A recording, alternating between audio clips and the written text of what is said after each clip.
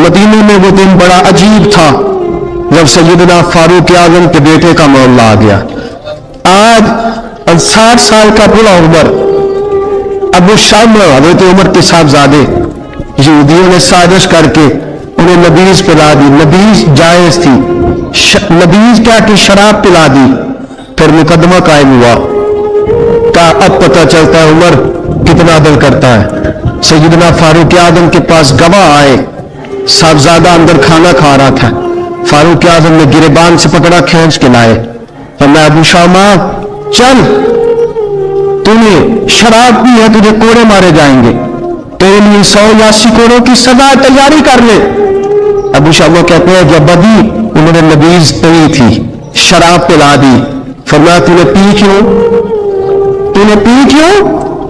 बड़े वजन में बाहर से मस्जिद नबी का फारूक आजम, औलाद तो बुज़दिल कर देती है ना बंदे को, औलाद तो कमजोर कर देती है। आज मदीने में अजीब माजरा देखा, हज़रत फारूक आजम की ज़ौजा रोती हुई आई, कहने लगी हज़रत जी मेरा दस्त जिगर है, एक एक कोड़े के बदले पैदल हज करूंगी, एक एक कोड़े के बदले सदका और खैरात करूंगी।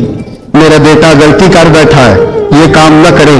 आपने फरमाया तू मुझे कहती है मैं ये काम न करूं, तेरे हाथ और तेरे कोड़े क्या करते, तेरे हाथ और सबके क्या करते हैं? कोड़े लगाना मेरे मुस्तफा की शरीयत का कानून है। तो बेटे की बात करती है, उमर का अपना मामला भी होता तो उमर यही सलूक करता।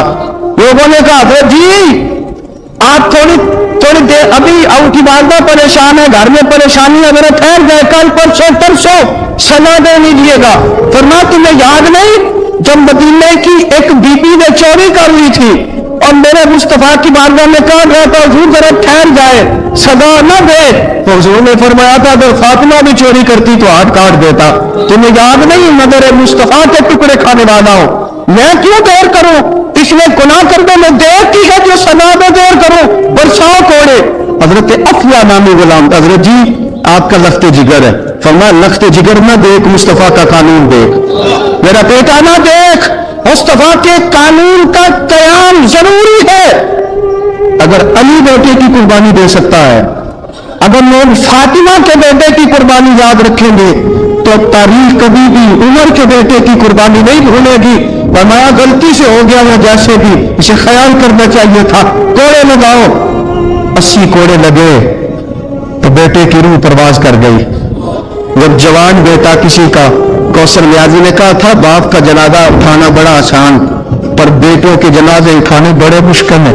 जब फारूक आजम तो बेटे का इंतकाल हुआ, बेटे ने आंखें खोली, बाप की तरफ देखा तो सैयदना फारूक आजम अदल इंसाफ 2 आंसू आंखों में आए। का बेटा हुजूर से जाके कहना कि उम्र में बेटा नहीं देखा, का तेरा कानून देख, जाके हुजूर से तेरा पैगाम देना। हजरत अबू शामा रज़ियल्लाहु ताला ने विशाल कर गए। तारीख कैसी कैसी मंजर इजालत खुलफा शाह वलीउल्लाह की बतौर हवाला पेश कर रहा हूं। हजरत अबू शामा का विशाल हो गया, 20 कोड़े बाकी थे। लोगों ने हजरत जी आप क्या करना, इसका जनाजा पढ़ो, इसे कब्र में दफन करो, बाकी 20 कोड़े इसकी कब्र में मारो, इसकी कब्र पर 20 कोड़े मारो। का हजरत जी ऐसा भी होता है? वरना इसलिए ऐसा होता है कि जो मेरे मुस्तफा का कानून है, मेरी औलाद का मामला है तो मैं दारगुज़र करूं। फरमाया मारो कोड़े। हज़रत सैयदना हुज़ैफा बिन यमान फरमाते फारूक आज़म बेटे की कब्र पे खड़े थे, दाढ़ी आंसुओं से भरी हुई थी। मैं दौड़ा हुआ आया, मैंने कहा उमर ना रो, आज ख्वाब रात तेरे बेटे का जनाजा था, जनाजा पढ़ के सोया हूं तो ख्वाब में मुझे रसूल पाक की ज़ियारत नसीब हुई है। नबी पाक ख्वाब में थे तो 2 शब्द गुल्ले तेरे बेटे को पहना रखे थे और रसूल पाक की बगल में खड़ा था। हुजूर ने फरमाया उमर को जाके कहना कि तूने बेटा पाक करके भेजा था, अल्लाह ने जन्नत के सारे दरवाजे खोल दिए हैं। अल्लाह ने उमर को मेरा सलाम कहना और उसे कहना उमर तेरा हुदूदुल्लाह कायम करना खुदा को भी पसंद है, मुस्तफा को भी पसंद।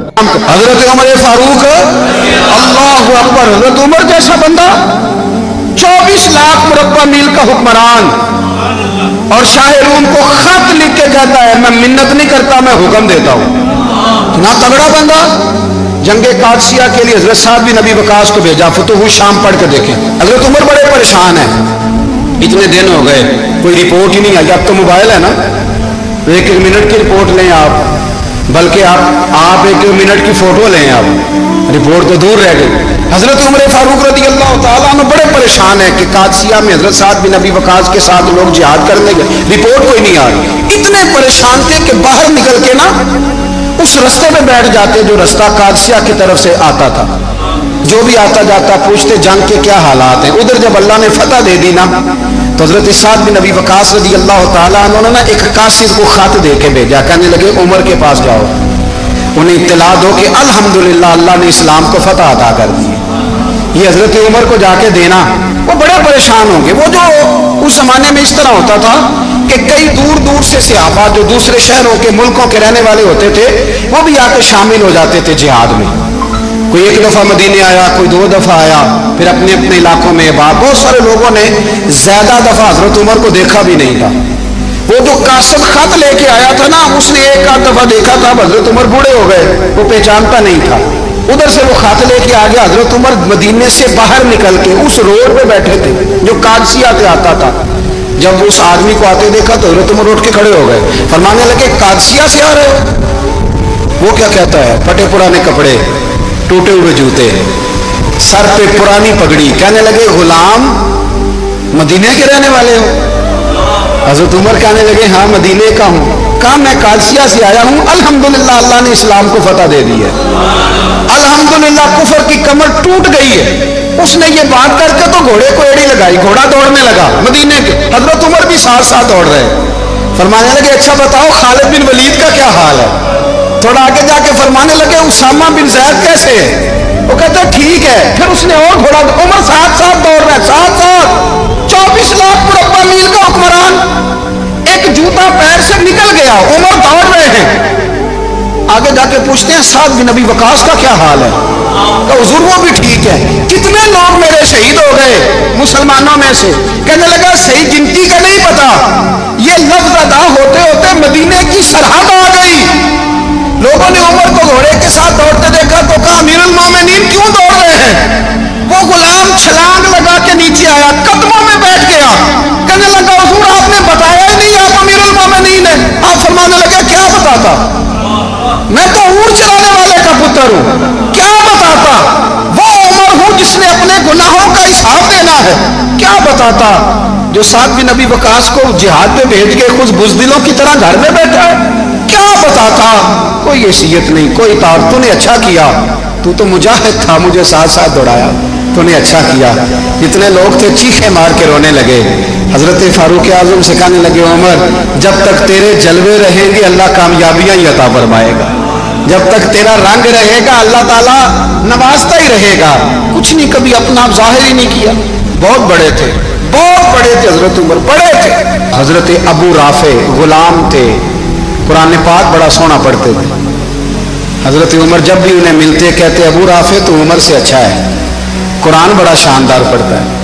तो वो कहते हुजूर अगर मैं कुरान सही पढ़ता हूँ तो आपको कुरान की तशरीह ज्यादा सही आती है, आप भी तो मुझसे अफजल हैं। तो आप फरमाते नहीं फिर भी तो मुझसे अफजल है। क्यों?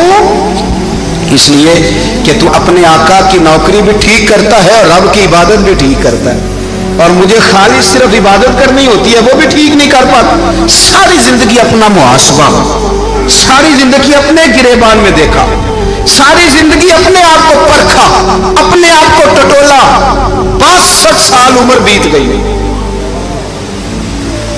हजरत हुज़ैफा बिन यमान एक सहाबी थे, मेरे नबी करीम अलैहिस्सलाम ना उनसे राज की बातें करते थे। हर बंदे का हजमा ठीक नहीं होता, सबसे राज की बात नहीं करनी चाहिए। हजरत हुज़ैफा बिन यमान कहते हैं हुजूर राज की बातें बताते। मदीना मुनव्वरा में जो मुनाफिकीन थे उनकी लिस्ट भी नबी पाक ने हजरत हुज़ैफा बिन यमान को दी थी। जब कोई मशकूक आदमी मर जाता ना तो सहाबा कहते हम देखते अगर हजरत हुज़ैफा ने जनाजा पढ़ा तो हम भी जनाजा पढ़ लेते। नबी पाक ने भी कुछ जनाजे नहीं पढ़े, तिरमिजी में है, फरमाया उस्मान से जो बुग़्ज़ रखे उसका जनाजा नहीं पढ़ेंगे। हजरत हुज़ैफा बिन यमान अगर जनाजा पढ़ते तो लोग पढ़ते, वो ना पढ़ते तो लोग जनाजा ना पढ़ते। हजरत हुज़ैफा बिन यमान कहते हैं जनाब उमर फारूक की खिलाफत के आखिरी अय्याम थे, कुछ दिनों के बाद वो शहीद हो गए। फरमाते आधी रात का वक्त था, मैं घर में सोया था बड़ा बेफिक्र, अचानक मेरे दरवाजे पर दस्तक हुई, मैं घबरा के उठा, इतनी रात को कौन आया? کہتے قربان جاؤں. دروازے پہ گیا تو امیر المومنین فاروق اعظم دروازے پہ. میں نے کہا عمر کوئی حکم تھا تو مجھے بلا لیتے. کہنے لگے میں نا امیر بن کے نہیں آیا, تیرا ویر بن کے آیا ہوں. امیر المومنین کی حیثیت سے سرکاری کام سے بلاتا تو وہاں بلاتا, مجھے ایک ذاتی کام پڑ گیا. کہتے میں نے عمر کو گھر کے اندر بلا کے چارپائی پہ بٹھایا. میں نے کہا حضور میں غریب آدمی, میں کیا آپ پہ کام آ سکتا ہوں؟ تو کہتے انہوں نے نا مجھے ساتھ بٹھا لیا, پھر میرا ہاتھ پکڑ لیا. کہنے لگے تو عمر کو جانتا ہے؟ عمر جھوٹ نہیں بولتا. تو جانتا ہے عمر وعدوں کا پکا ہے. کہا حضور جانتا ہوں. کہا میں اس وقت آیا ہوں جب دیکھ بھی کوئی نہیں رہا. حضرت حذیفہ بن یمان کہتے ہیں پریشان ہو گیا, حضور پہلیاں نہ بجھوائے, مہربانی کر بتائے کدھر آئے ہیں. تو حضرت عمر فاروق فرمانے لگے 62 سال کا ہو گیا ہوں, 63 میں چل رہا ہے, داڑھی سفید ہو گئی ہے, پھل پک گیا, اٹھ فریدا ستیا, داڑھی آ گئی دور, اگا نیڑے آ گئی, پیچھا رہ گئی دور. اب نا اب قبر اشر کا معاملہ صاف نظر آنے لگا ہے. کہا حضور مجھ سے کیا چاہتے ہیں؟ حضرت عمر رو پڑے. کہنے لگے آج میں عشاء کے بعد نکلا ہوں تو نبی پاک کے صحابہ مجھے نیک کہہ رہے تھے. پھر میں نے بچوں کی ماں سے اور بچوں سے بھی پوچھا ہے, وہ بھی مجھ سے راضی ہیں. پر حذیفہ تیرے ساتھ نبی پاک راز کی باتیں کرتے تھے, سچ بتا کہیں عمر کا نام منافقوں میں شامل تو نہیں؟ سچ بتا ان منافقین میں تو شامل نہیں, کہیں اوپر اوپر سے تو نہیں سارا کچھ؟ حضرت حذیفہ بن یمان کہتے ہیں میں باپ کے مرنے پہ اتنا نہیں رویا جتنا عمر کے سوال پہ رویا.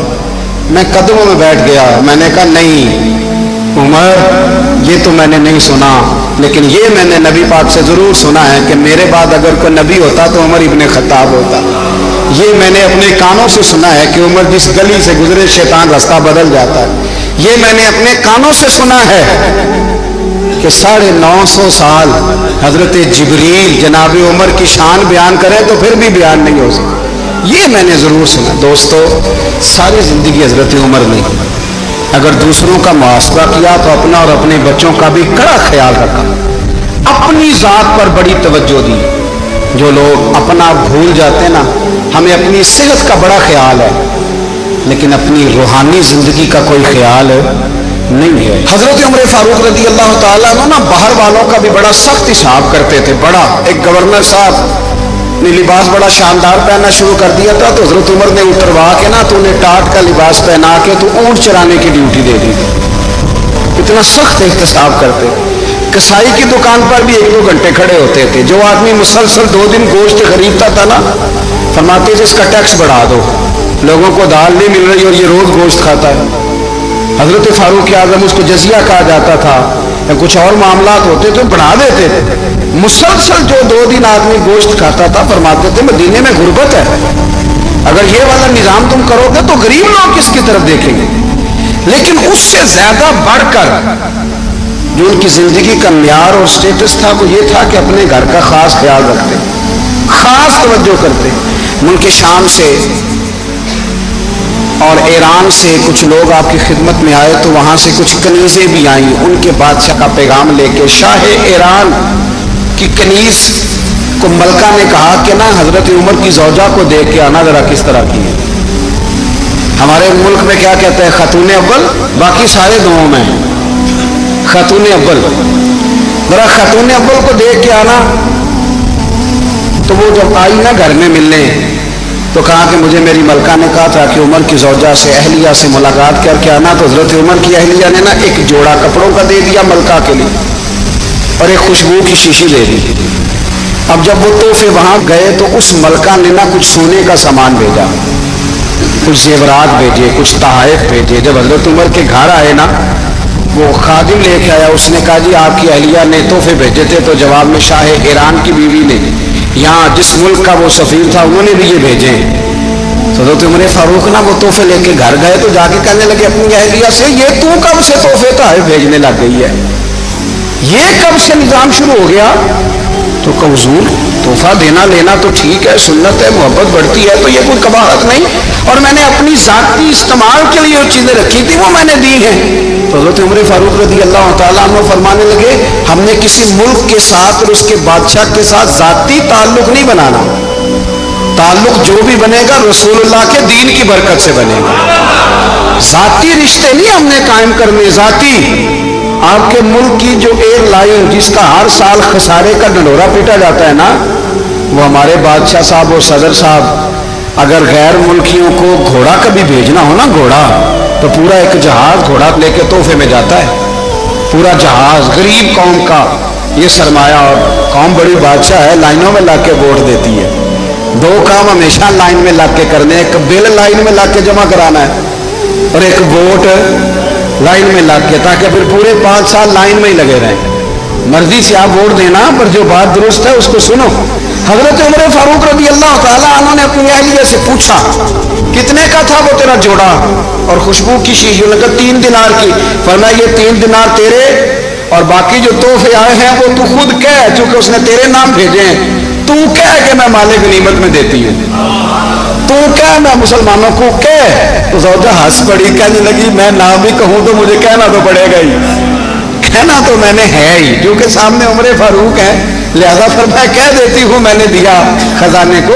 حضرت عمر نے جمع کرا لیا۔ میں یہ کیا بات ہے، میرے گھر والے جو مرضی کریں، ان کا معیار زندگی جس طرح کا مرضی ہو۔ اور حضرت عمر ایک جملہ کہا کرتے تھے، اللہ کرے کہ یہ باتیں اس دور حاضر میں ہماری سمجھ میں آئیں۔ حضرت عمر فاروق رضی اللہ تعالیٰ عنہ اپنے بچوں کو فرمایا کرتے تھے کہ بہت آدمی کو بھوک لگی ہو نا، اور پھر اس کی پسند کا کھانا پکا ہو، جتنے شوق سے وہ اس کھانے کو دیکھتا ہے نا، فرمایا اس طرح پوری قوم اپنے بادشاہوں کے خاندان کو دیکھتی ہے، اس تیزی کے ساتھ دیکھتے ہیں کہ ان کے گھر میں کیا ہو رہا ہے، ان کا معیار زندگی کیا ہے، ان کا سٹیٹس کیا ہے۔ آپ کے بچے دونوں کاروبار کے لیے مصر گئے، ایک بہت بڑا قافلہ گیا مدینے سے مصر تجارت کے لیے، تو یہ گئے تجارت کے لیے، تو حضرت عبداللہ ابن عمر، حضرت عبید اللہ ابن عمر، حضرت عمر کے دونوں بیٹے گئے۔ جناب عمر فاروق کے بچے جب وہاں پہنچے تو مصر کے گورنر نے نا لوگوں کو تعارف کرایا کہ یہ عمر فاروق کے بیٹے ہیں۔ ایک چھوٹی سی بات کر دوں، کہ چودھری کے بیٹے کو کون بتاتا ہے کہ تو چودھری کا بیٹا ہے؟ باہر والے بتاتے ہیں، گھر والے۔ اور سیٹھ صاحب کے بیٹے کو کون بتاتا ہے کہ تو سیٹھ صاحب کا بیٹا ہے؟ اور مالک کو کون بتاتا ہے کہ تو مالک کا بیٹا ہے اور یہ کرایہ دار ہے؟ یہ کون بتاتا ہے؟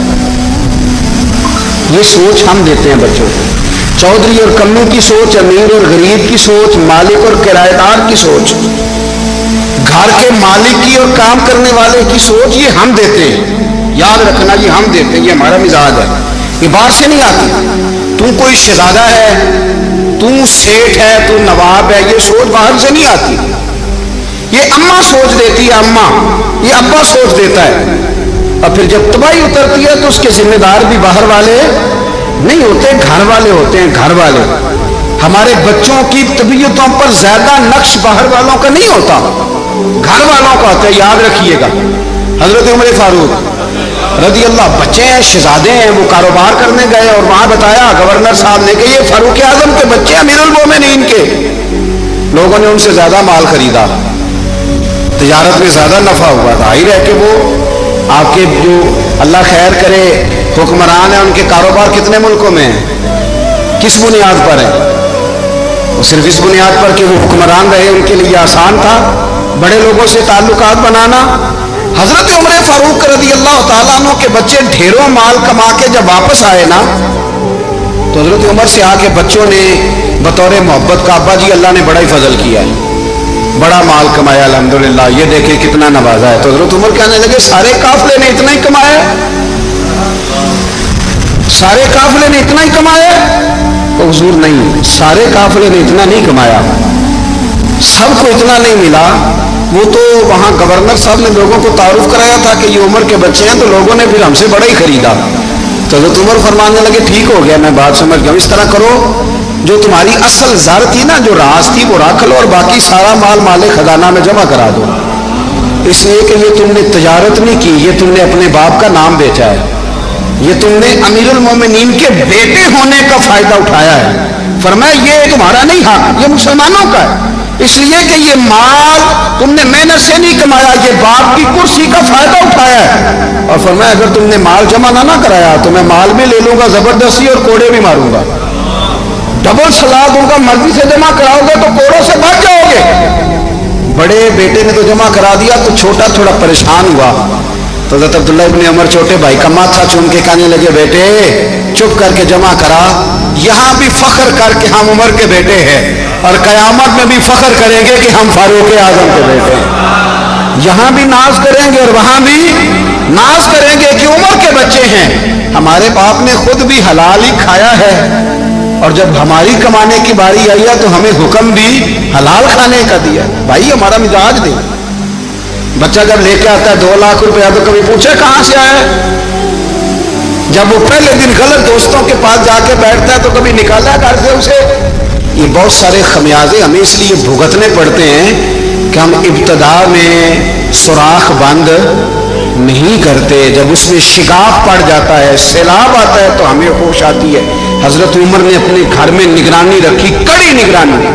زیادہ نماز گھر میں پڑھتے تھے حضرت عمر, نفلی نمازیں زیادہ کیوں بلا. میرے اساتذہ مجھے حکم دیتے تھے کہ فرض نماز کے علاوہ نمازیں گھر میں پڑھنا, بچوں کو عادت پڑے گی, ذوق پیدا ہوگا, ان کو پتہ چلے گا کہ ہمارے گھر میں 5 وقت کوئی اور کام بھی ہوتا ہے. بھائی یاد رکھیں کہ آپ نے اگر سجدہ کرنا ہے تو بچہ لیٹ جائے گا, اسے پتہ کوئی نہیں سجدہ کیا ہے.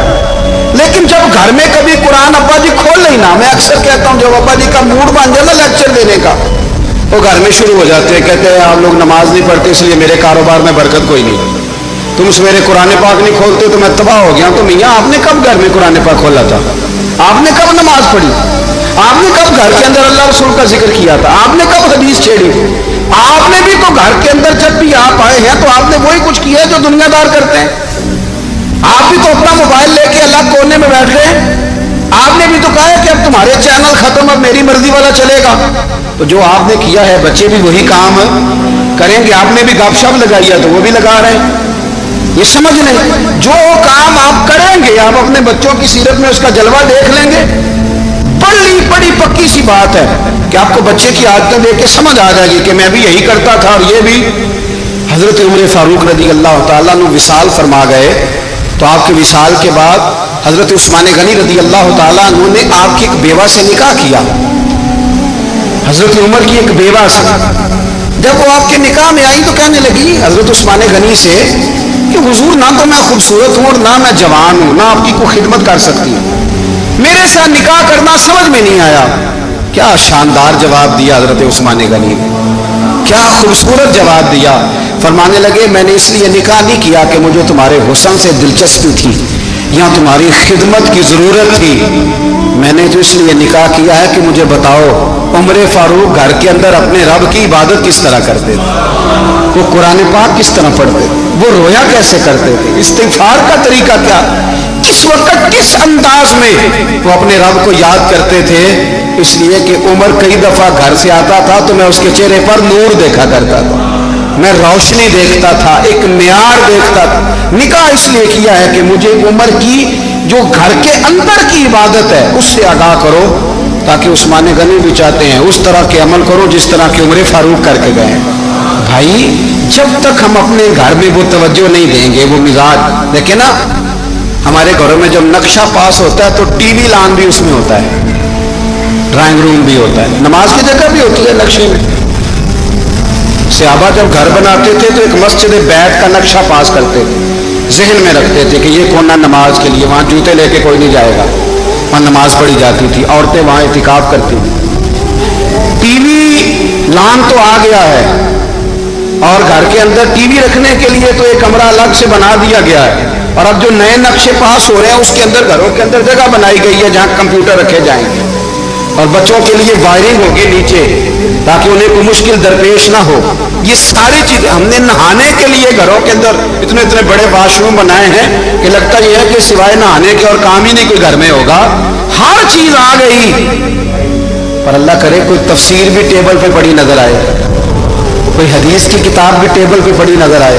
اللہ کرے کہ جس طرح ابا لطیفہ سن کے آتا ہے تو جب تک سنا نہ لے اسے ہضم نہیں ہوتا. اللہ کرے کہ وہ جمعے میں بیان سن کے جائے تو اس کا بھی دل کرے میں اپنے بچوں کو سناؤں. وہ نبی پاک کی کوئی حدیث کہیں سے سنے تو گھر جا کے سنائے. جب تک یہ معیار نہیں بنتا آپ کیسے توقع کرتے ہیں کہ گھر کے اندر اللہ کی رحمتیں نازل ہوں گی. نے فرمایا علی کی تلوار کا ایک وار خندق کے میدان میں, ایک وار علی کی تلوار کا فرمایا دو جہاں میں اگر سارے لوگ نفلی عبادتیں کرے تو علی کو اللہ پھر بھی زیادہ درجہ عطا فرمائے گا. ساری دنیا کی عبادتوں سے زیادہ درجہ لے گیا ایک تلوار چلا, ایک تلوار چلا. اور جب خیبر کا دن آیا,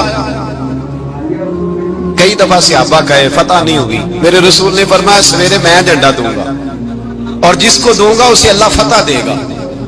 حضرت سیدنا ابو ہریرہ کہتے ہیں میں نے کان میں پوچھا, میں نے کہا حضور وہ کون ہے جس کو آپ جھنڈا دیں گے, چلے مجھے کان میں بتا دیں وہ کون ہے.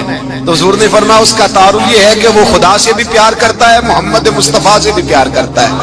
حضور کوئی ایک تعارف اور, تو حضور نے فرمایا خدا رسول بھی اس سے بڑا پیار کرتا ہے.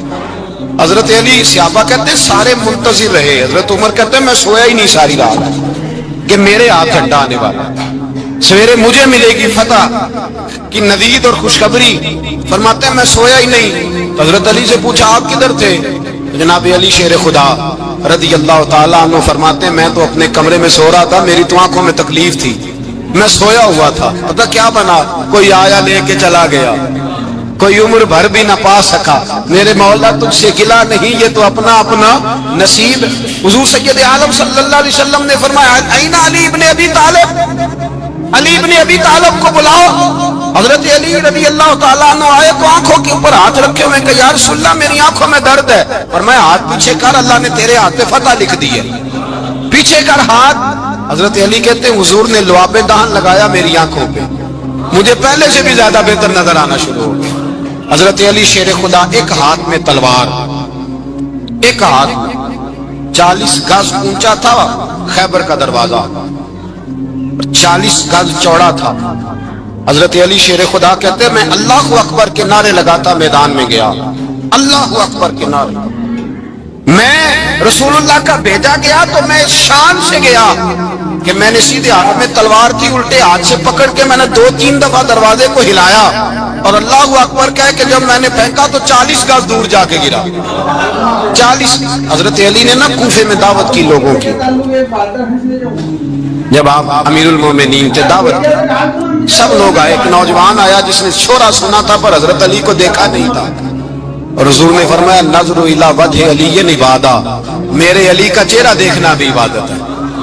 تو ایک صحابی نے کہا حضور جو نہ دیکھ سکے, فرمایا ذکر علی عبادہ, ان کے لیے علی کا ذکر کرنا عبادت ہے, علی کا تذکرہ کرنا بھی ان کے لیے عبادت.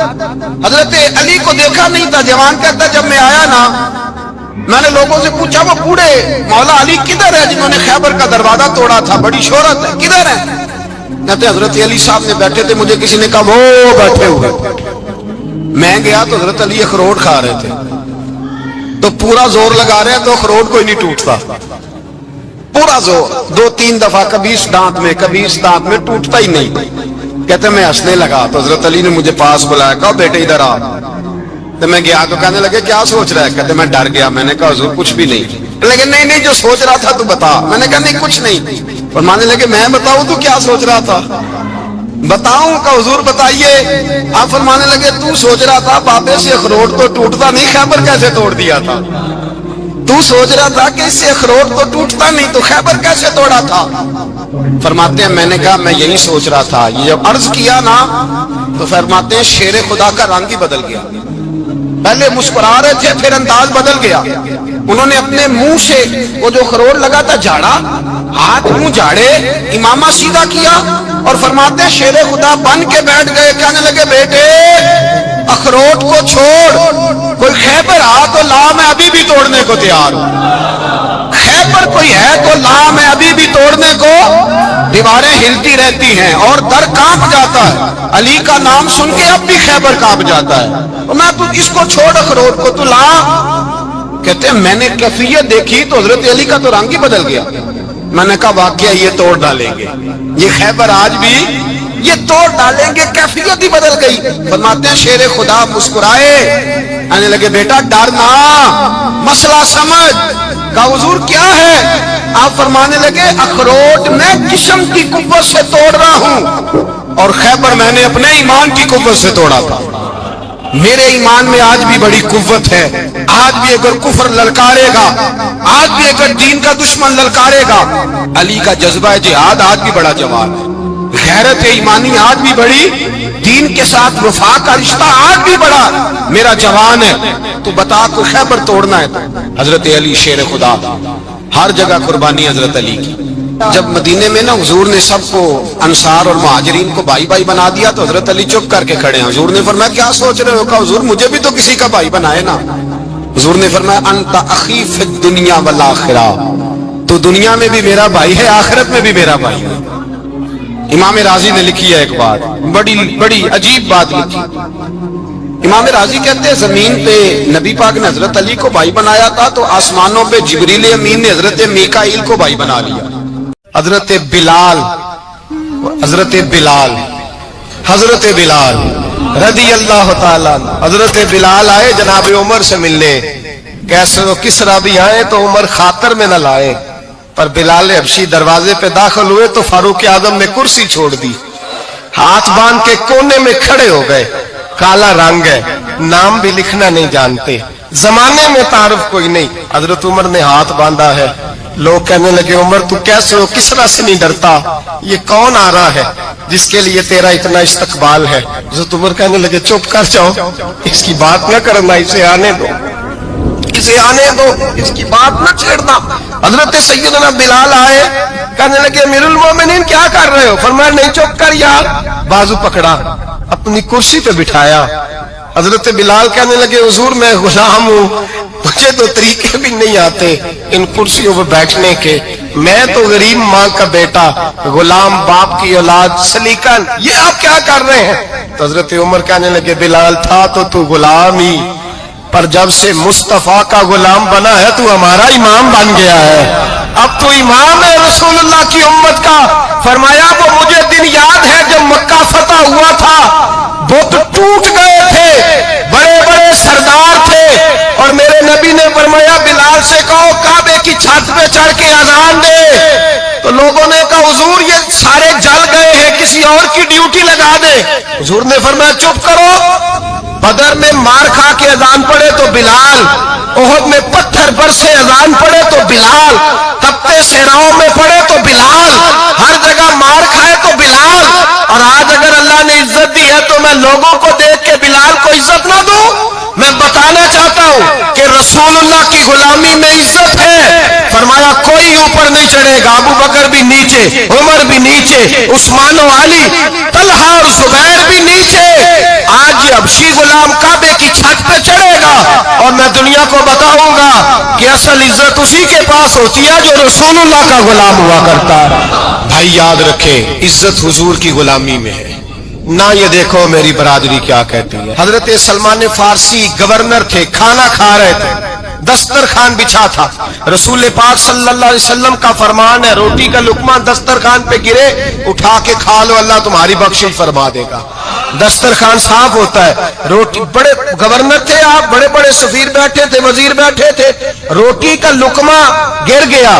آج تو لوگ فیشن میں عزت ڈھونڈتے ہیں نا، وقار ڈھونڈتے ہیں کہ میں جدید دنیا کے ساتھ مل جاؤں، میں معاذ اللہ لڑکی لڑکے اکٹھے بٹھا کے منگنی کروں تو میں ماڈرن شمار ہو جاؤں گا، میں بڑے بڑے ڈھول بجاؤں تو ماڈرن بنوں گا، میں اگر مہندی پہ سارے تماشے کر ڈالوں تو میں ماڈرن ہوں۔ دیکھو عزت کس بات میں۔ حضرت سلمان فارسی روٹی کھا رہے تھے، سفیر، وزیر، نہ جانے بڑے بڑے لوگ بیٹھے تھے، کھانا کھاتے کھاتے لقمہ گرا دسترخوان پہ، حضرت سلمان فارسی نے سمیٹا، منہ میں رکھا، پھر انگلی مار کے دسترخوان صاف کیا۔ ایک صحابی کان میں کہنے لگے سلمان کیا کر رہے ہو؟ کیا کر، آپ گورنر ہے، سوچئے تو صحیح، یہ لوگ کیا کہیں گے دنیا دار کے مسلمانوں کو روٹی نہیں ملتی، اٹھا اٹھا کے کھا رہے۔ کان میں بات کی، کان میں۔ حضرت سلمان فارسی کان میں جواب دے سکتے تھے، کہہ سکتے تھے نہیں ایسے ہی کرنا ہے، انہوں نے کان میں بات کی، لیکن جناب سلمان فارسی اعلیٰ اعلان بولے، کہنے لگے ان 4 5 6 دنیا داروں کے لیے میں اپنے نبی کا طریقہ چھوڑ دوں، اپنے رسول کی سنت چھوڑ دوں؟ یہ 4 5 دنیا دار دنیا کی طرف دیکھ کے میں مصطفیٰ سے منہ موڑ لوں؟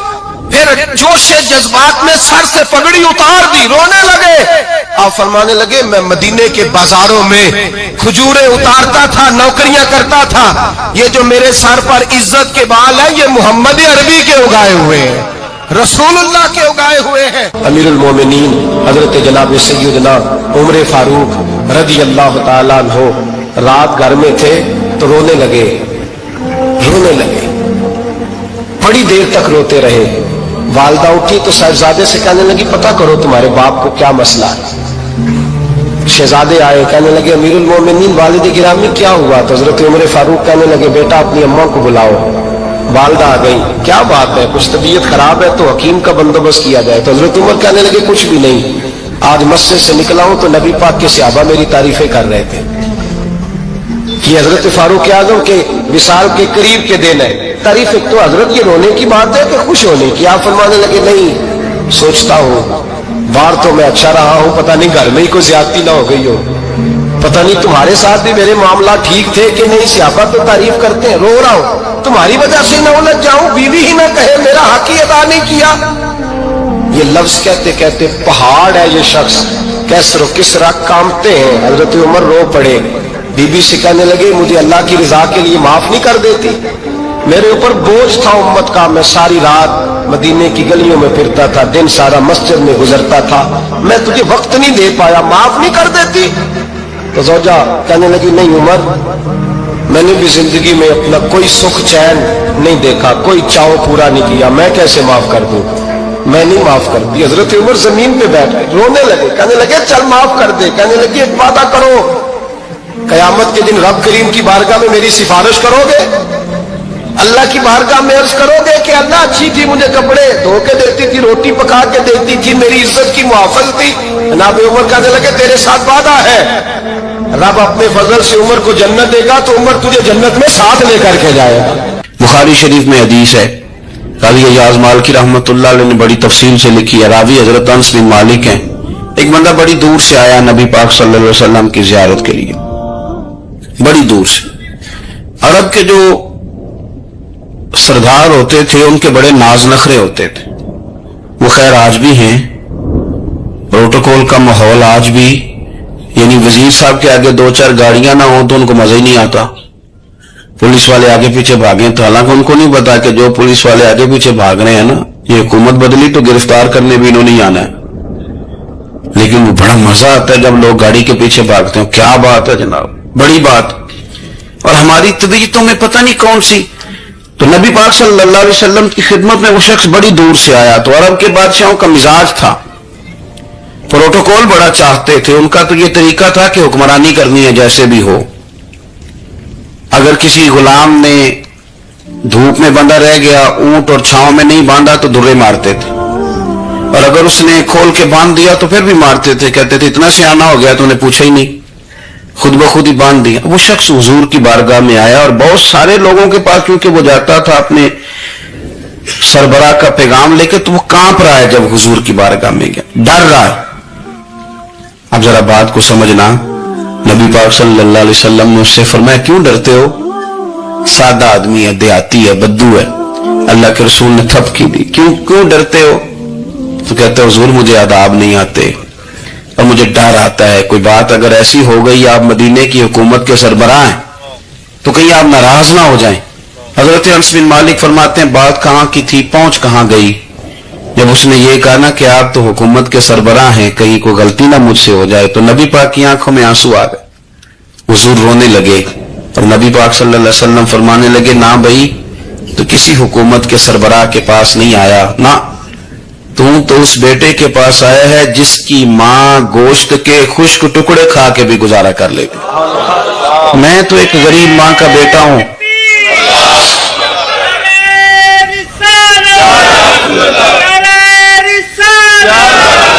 भाई अगर आपका ये शौक बन जाए, देखो ना आज तो लोग भूल जाते हैं ना, कपड़े बदल लेते हैं तो वो समझते हैं कि शायद सारा कुछ ही बदल गया। यानी गांव से आकर पढ़ने वाले भूल ही गए हैं कि किसकी मां ने कितना जेवर बेचा। लोग भूल जाते हैं चीजों को, अपने माजी को याद रखें। यार सफाई करने वाला सफाई टाइम पे करता है ना, तुम चिराग तो सही जलाते हो ना। मुझे बताओ आने वालों, ये तो बताओ शहर मदीना कैसा है। अस्सलाम वालेकुम। आप हजरात को ये बयान अच्छा लगा होगा। بیان اچھا لگے تو ویڈیو کو لائک کریں اور چینل کو سبسکرائب کریں اور پھر بعد میں ملتے ہیں. اللہ حافظ.